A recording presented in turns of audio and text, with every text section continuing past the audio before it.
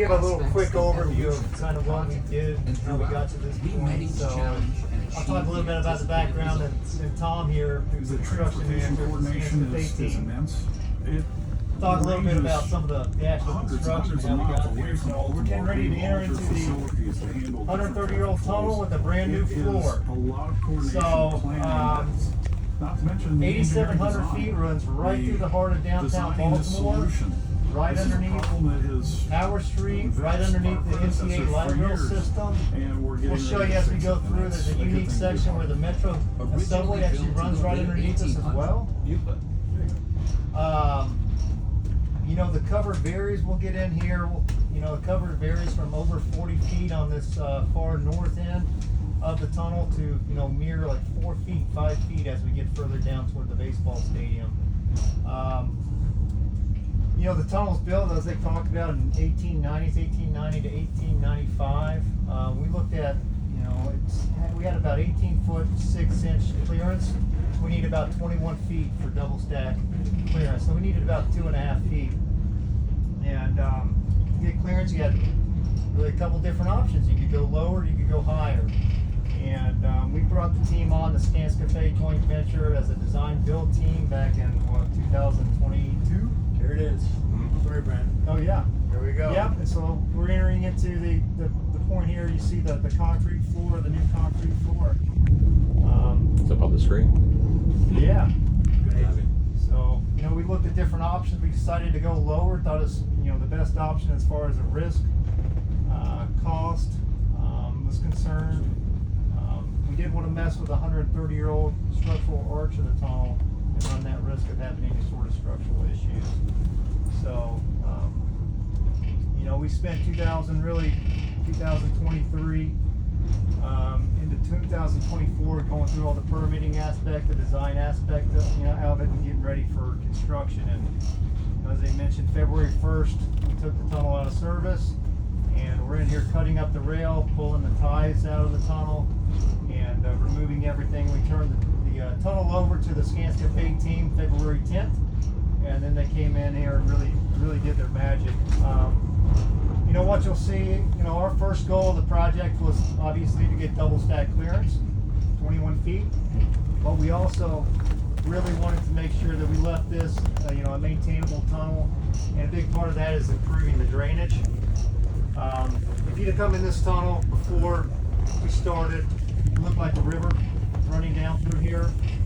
All the drainage was either broken, damaged, non-existent from the 1890s, so everything just kind of ran in the ditch sections, or what was a ditch section, so the tie set in water, the rail set in water, it just deteriorated so quickly. So what we did was, you see on the sidewalls here, we built new drain troughs, so all the water comes in. It is a free draining tunnel, it remains a free draining tunnel.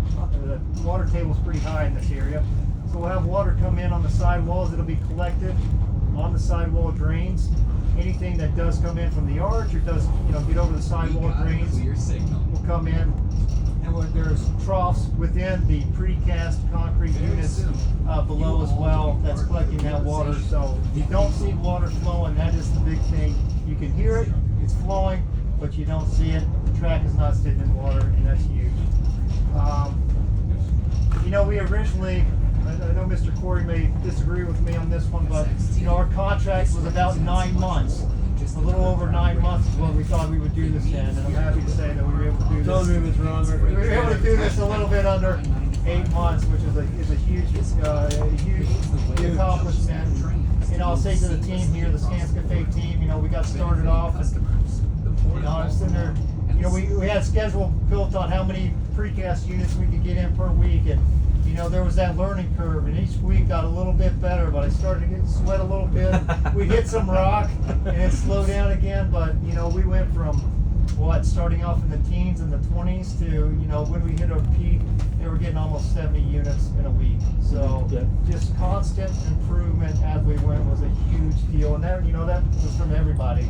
A lot of ideas from the craft, from management, all through, you know, how can we do this better? How can we do this faster? How can we do this safer? So it was huge. So, Tom, you got anything you want to add as far as? Yeah, so that was a pretty good summary. kind of just to take you from day one through where we are right now. This is primarily soft soils that this tunnel's going through, which adds a bunch of unique challenges.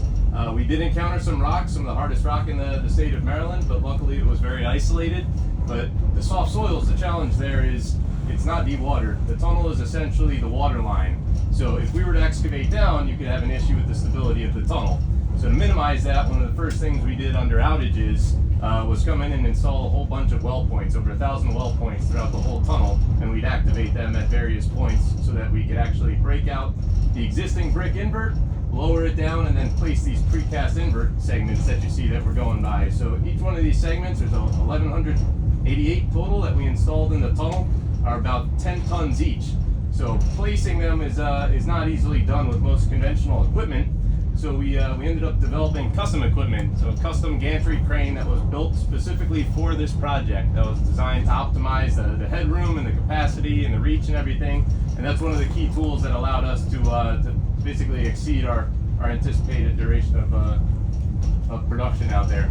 A lot of innovations, a lot of improvisation You guys were as well. sandbagging a bit though at the beginning. Aaron and I talked about it. We always knew When you you sent me did the work. trend sheets, I wasn't so, I was a little nervous about So- it. I'm with you. I was out here with the rock, watching you with the rock. That was. So we had a lot of little slogans on this project. So one of the big ones was improvise, adapt, and overcome, and that's what we did. We had a lot of time to plan the project. It's never quite enough time, but a lot of time to plan it. We started out with a great plan, and then we continued to improve it right up to the last day, decreasing those cycle times, making it more efficient while maintaining high quality and high safety the entire duration. Little fun fact, we ended up working 233 consecutive days. Nights, weekends, holidays, we had people here every minute of the day for the past 233 days. So I will be extremely relieved tonight because once we get off this train, that'll be the last of our labor here, at least in a continuous outage. So a lot of what Brandon said here, just to reiterate, underneath us right now, there's 2 troughs that are built into these precast invert units. So any water that does come off the crown, you can see some wet spots from the lovely utilities of Baltimore City. It now goes underneath the track bed. So instead of sitting in the ballast and fouling the ballast, it's now free flowing down to our outlet point. Anything that's coming from the walls though, there's a series of weep holes that were installed in the original tunnel, as it was designed to be a free draining tunnel. So that's now contained with these 2 continuous wall drains that run the entire length of the tunnel. So now anything coming through those weep holes will not make it down to the ballast bed and will not end up getting up to the track base and shunting the rail.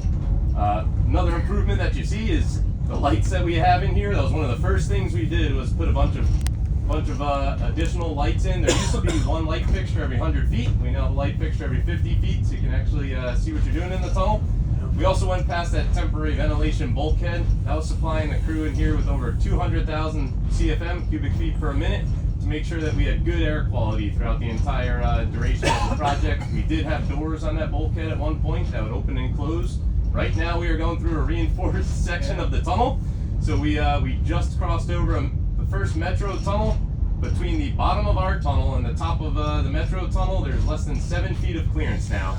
So this was a particularly challenging area. You can see how narrow it is through here as well. But it ended up being the most stable part of the entire project. So if you're looking at the right now at the back side of some old what look like utility brackets, we had instrumentation arrays every 30 feet throughout the tunnel. There's 5 points, and they were all basically shooting lasers across and measuring the distance. So if we had a change in distance, we knew we had a problem.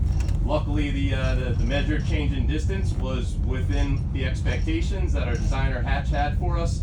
And that section of tunnel there, the reinforced section, was probably the only section of the whole tunnel that we saw absolutely zero movement in. So So it's kind of normal, like a 1/4 of an inch is. they anticipated having up to a quarter inch, or Yeah. give or take. At least that's what they told us. A lot of very complicated modeling went into this project. So as they progressed the design, they ran models that basically went through our sequence of excavation to make sure that the tunnel wasn't going to have any unintended consequences. Some of these models took over 2 to 3 weeks just to run calculations. So they really left no stone unturned, making sure that we analyzed every single portion of this tunnel. And we're lucky to say that what you're looking at here is a result of proper math and calculations and a lot of efficient work crews out there. And this is the you know, we have to, as Tom mentioned, most of this was mined through soft soils, but this location down here on the far south end of the railroad's west end was actually cut and covered. So they came in from the top, opened it up, and built it, and then recovered it there. So we have very minimal cover over top of us right here between top of our tunnel and the Tower Street, actually roadway. We've got less than 10 feet above us right now, Yeah. whereas when we first started there, like Brandon said, it's up to 40 feet of cover. You know, another reason that we didn't want to go up, with the number of utilities above us, the roadway above us, you know, we decided it made more sense to go down at that time.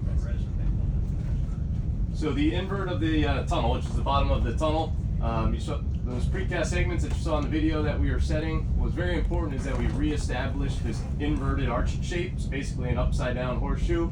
One area of concern is that you could actually have heave. So if you have saturated soils, earth pressure above, what we're just rolling over right now can actually go upwards. So that's why we have that inverted arch shape, is to resist any of that pressure. And then the weak poles in the tunnel are supposed to relieve any of the water pressure. So we want water leaking into the tunnel. We just want to be able to control it and keep it away from the track. So, and we just passed the Camden Street drainage, so all the water that comes in the tunnel exits right back there. So it goes into a big shaft in the middle of Camden Street, right in the middle. It gets pumped up into the city storm sewer. And this is the box, the concrete box tunnel. This was built in the early '80s when I-395 came into the city. So a little bit of a different structure, but luckily in this section here we didn't have to replace the invert. We took the ballast down and we're able to get our clearance that way. Yeah, this should have been one of the easier portions of the project, but it was full of its own unique challenges. Tremendous job, guys. I can't tell you. Enough. Amazing. Still trying to figure out why they designed these S curves in the tunnel to begin with. I know. So the tunnel starts with a curve and it ends with an S curve. So It's crazy. yeah. Must have ran into something. Yeah. We done to walk this thing a lot.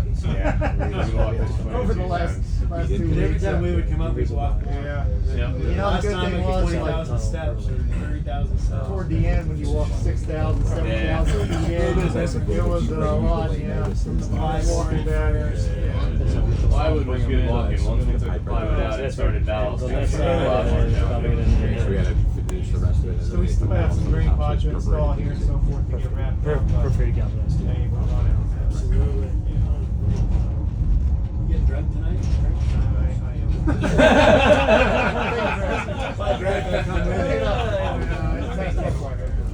When we were shut down and we were all messed up, I said everybody, we opened this thing. Just for germs. There we go. And then outside the tunnel here, there's a new pump station. So if you guys remember what this used to look like before the project, it was a bunch of reeds and a bunch of marsh grasses and things you see in heavily saturated areas. So because we lowered the track here and we lowered the tunnel, we had to put a pump station in. So now the pump station is that concrete structure on the left. It's going to pump water through a pipe that's underground already installed and to a new sediment pond, basically a settling pond that we'll be passing on our left-hand side. That is, it's got about a week worth of work left on it. So hopefully we won't have.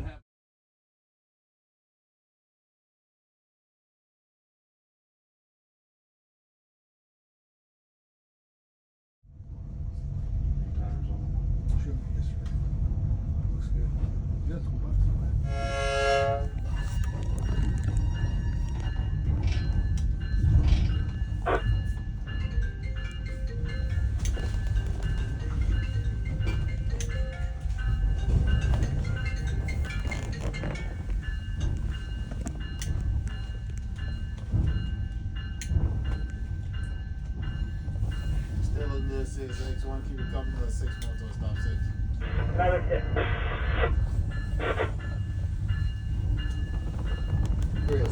Great. How long you want to go before we stop? We stop at the stop sign, get down, and go back, check the platform out. Gotcha.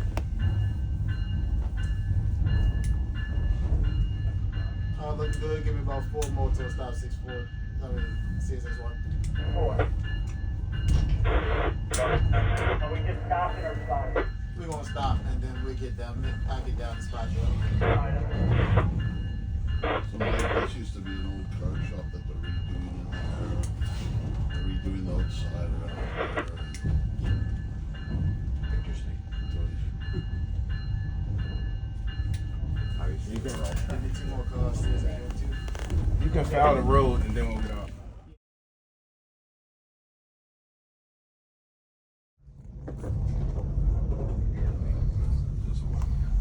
CSXB, CSXGX, the crew on the C769-20 Charlie is CSXG9-23.